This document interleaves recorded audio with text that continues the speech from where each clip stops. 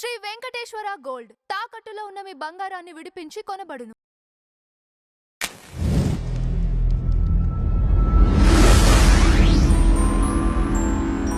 పరంపర అనేటువంటిది ఏ రకంగా ఉంటదంటే, దత్తాత్రేయ స్వామి వారు ఇంతకుముందు చెప్పుకున్న 16 అవతారాలు కాకుండా, ఆ అవతారాల్ని ఆ కాలానికి తగినట్టుగా వచ్చినియి. ఈయన దత్తాత్రేయుడు ఏంటంటే, సత్య సనాతనుడు, నిత్య నూతనుడు గూడా. ఓకే. ఓకే. సత్య సనాతనుడు అంటే, ఇప్పుడు మనందరం సనాతన ధర్మం అని చెప్పుకుంటున్నాం గదా! నిజానికి అసలు సనాతనం అనేటువంటి దానికి మీనింగ్ ఏంటి? ఆది నుంచి ఉంది. ఏముంది ఆది నుంచి? ఈ ధర్మం అనేది. ధర్మం ఉందా? ధర్మం ఓకే. లేదు. ఓకే. సత్యం ఉంది. ఓకే. సత్యం ఏంటది? పరబ్రహ్మ. ఆ పరబ్రహ్మని చేరుకునేటువంటి మార్గం సనాతన ధర్మంలో ఉంది కాబట్టి మనం సనాతన ధర్మం అని చెప్పుకుంటున్నాం అనమాట నిజానికి. అలా అప్పటినుంచి ఏదైతే ఒక సత్యం అనేటువంటిది ఉన్నదో ఆ దాని యొక్క స్వరూపాన్ని తీసుకుంటేనే దత్తాత్రేయుడు అనమాట. అలా ఆయన సత్య సనాతనుడు అయ్యాడు. అంత సనాతనంగా ఉన్నటువంటి ఆయన పరబ్రహ్మ స్థితిలో. అదే నిత్య నూతనుడు కూడా. నిత్య నూతనుడు ఏ రకంగా అవుతాడు అనంటే, ఇప్పుడు ఈ కాలంలో ఏ రకమైనటువంటి సొసైటీలో మార్పులొచ్చినాయో, ఓకే. దానికి తగినట్టుగా ఆ అవతారాన్ని తీసుకొస్తాడు. ఇప్పుడు మనం తర్వాత మాట్లాడుకునే వాటిలో అర్థమవుతుంది. దత్తాత్రేయ స్వామి వారు పెట్టేటువంటి పరీక్షలు ఏ దేవత పెట్టడు.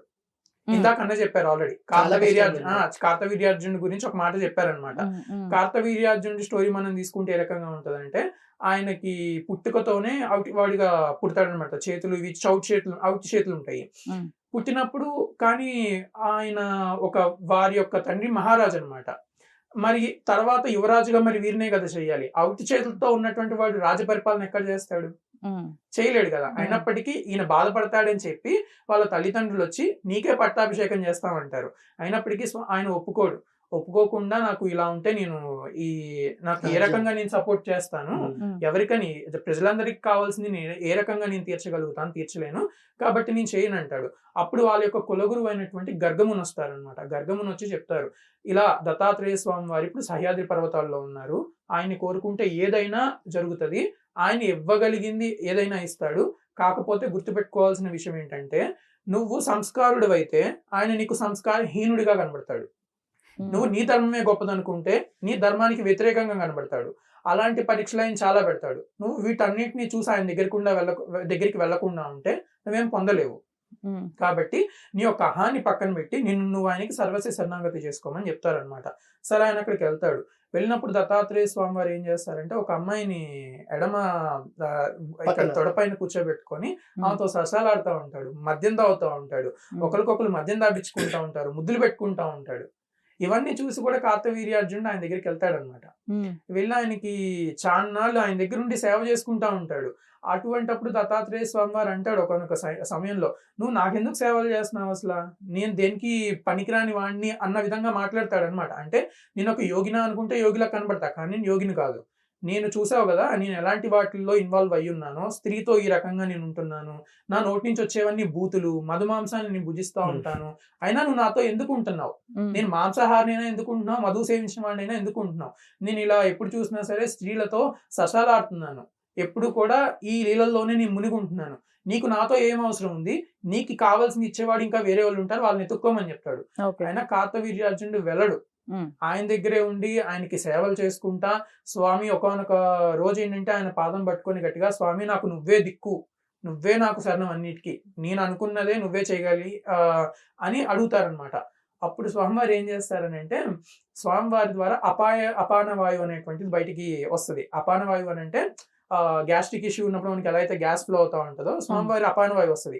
అపాన వాయువు కార్తవీర్యార్జునుడికి ఆ దాటికి తట్టుకోలేక ఆయనకున్న చొట్ట చేతులు కాస్త విరిగిపోతాయి.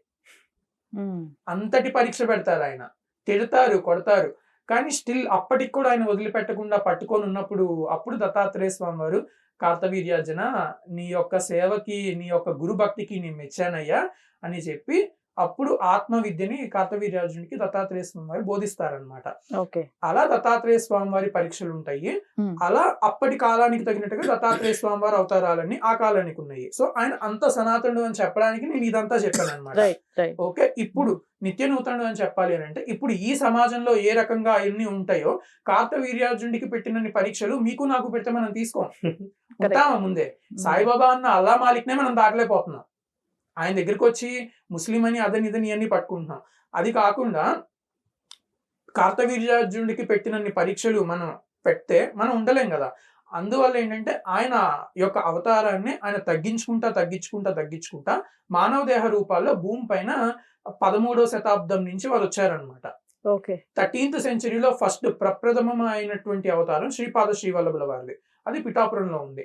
ఆ తర్వాత రెండో ఆయనే శ్రీపాద శ్రీవల్లభుల వారే. వారు కొన్నాళ్ళు మన పిఠాపురంలోనే ఉన్నారు. పిఠాపురం మనకి రాజమండ్రి దగ్గర ఏదైతే ఉందో అక్కడ ఉన్నారు. అక్కడ ఉండి వారి యొక్క అవతారికార్యాన్ని చేశారు. ఇప్పుడు షిరిడి సాయిబాబా ఎన్నైతే అపనిందలు ఎదుర్కొంటున్నారో అంతకన్నా ఎక్కువ అపనిందలు శ్రీపాద వాళ్ళు కూడా అప్పట్లో ఎదుర్కొన్నారు. బ్రాహ్మణ సంఘాలు మొత్తం ఆయన వ్యతిరేకించినాయి. పిఠాపుర బ్రాహ్మణులకు కూడా ఇప్పటికీ దానిపైన వారి యొక్క చరిత్రలో ఈ విషయాలన్నీ ఉంటాయి అన్నమాట.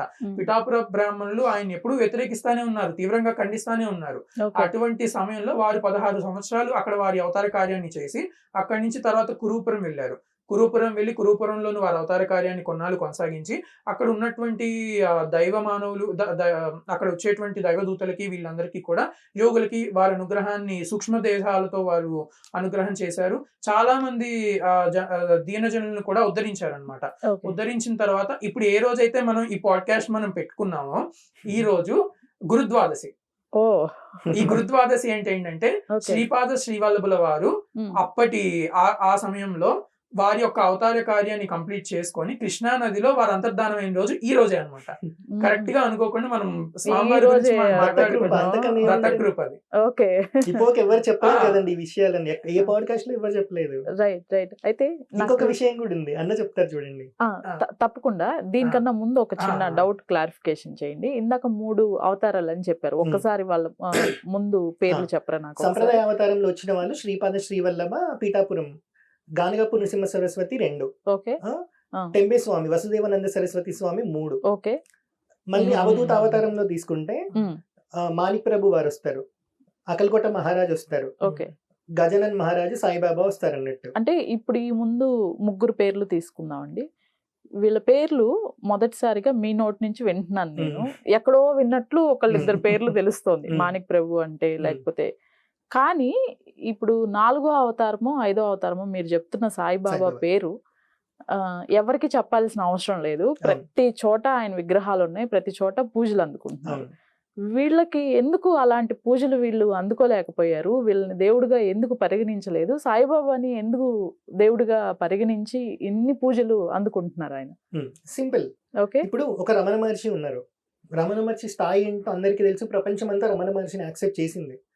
తన శిష్యులు ఇద్దరికి రమణ మహర్షి నా గురించి స్ప్రెడ్ చేయని చెప్పొచ్చు. కానీ అదే రమణ మహర్షి తన శిష్యుడైన బివి నరసింహస్వామికి చెప్తారు. ఆయన చిత్తం కావాలని చెప్పి రమణ మహర్షి దగ్గరికి వస్తారు. కొన్ని రోజులు అక్కడ ఉంటారు, 3 సంవత్సరాలు 5 సంవత్సరాలు ఉంటారు. ఉన్నాక ఓకే, నువ్వు నీ స్థితి ఎంత బాగుంది, ఇప్పుడు నువ్వు షిరిడి సాయిబాబా దగ్గరికి వెళ్ళని చెప్తారు ఆయనకి. రమణ మహర్షి తన శిష్యుడైన బివి నరసింహస్వామికి చెప్తారు. ఇది రమణ పెరియ పురాణంలో ఉంది. ఈ బివి నరసింహస్వామి అనే ఆయన మనకి రమణ మహర్షితో పాటు కావ్యకంఠ గణపతితో పాటు దిగిన ఫోటో కూడా వాళ్ళు అందులోనే పెట్టారు రమణ పెరియ పురాణంలో. ఇక్కడ ఇంకొక చిన్న కనెక్షన్ ఉంది, అది నేను ఎక్స్ప్లెయిన్ చేస్తా, తర్వాత మీరు కంటిన్యూ చేయండి. అసలు రమణ మహర్షి గురించి మనం మాట్లాడాలి అని అంటే ముందు అసలు వారు ఎవరు, ఏంటి, ఎక్కడి నుంచి వచ్చారని మనం మాట్లాడుకోవాలి.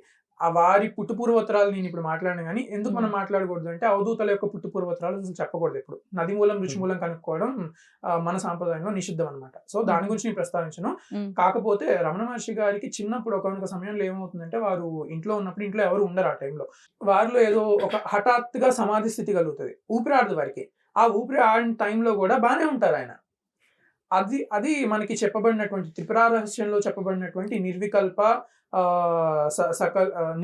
సమాధి స్థితి ఏదైతే ఉంటుందో అందులో ఉన్నటువంటి ఒక స్థితిని వారు పొందుతారనమాట. ఆ సమయంలో పొందినప్పుడు దాని నుంచి బయటకు వచ్చిన తర్వాత నేనేంటి అనే ప్రశ్నలో వారు ఉంటారు.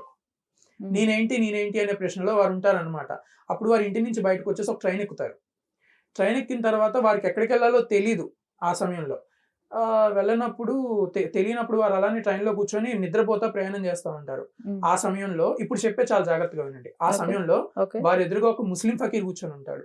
ఆ ముస్లిం ఫకీర్ రమణ మహర్షిని నిద్ర లేపి, బాబు నువ్వు దిగాల్సిన ట్రైన్ వచ్చింది, నువ్వు స్టేషన్ వచ్చింది, నువ్వు ఇక్కడ దీపం అని చెప్పి అరుణాచలంలో ఆ ముస్లిం ఫకీర్ దింపుతారు ఆయన్ని. ఇప్పటికీ స్టిల్ ఈ రోజు కూడా ముస్లిం ఫకీర్ ఎవరికి తెలియదు.